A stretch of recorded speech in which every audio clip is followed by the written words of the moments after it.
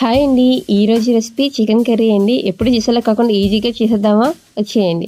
First chicken నీట్గా wash చేసుకొని అందులోని పెరుగు, ఉల్లిపాయలు, పచ్చిమిర్చి, టమాటా, కరివేపాకు, కొత్తిమీర, ఉప్పు, కారం, అల్లం వెల్లుల్లి పేస్ట్, ధనియాల పొడి, చికెన్ మసాలా పొడి, గరం మసాలా పొడి, 2 టేబుల్ స్పూన్ ఆయిల్ వేసుకొని బాగా కలుపుకొని పక్కన పెట్టుకోవాలి.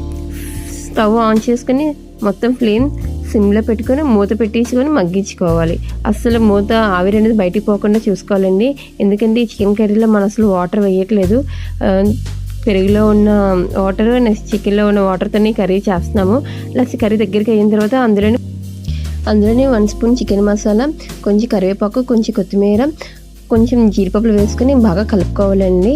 అంతే అండి, చికెన్ కర్రీ అయితే రెడీ అయిపోయింది. ఇది రసంలోకి, సాంబార్లోకి కర్రీ చాలా బాగుంటుందండి. మీకు కూడా వీడియో నచ్చినట్టయితే లైక్ చేసి షేర్ చేయండి.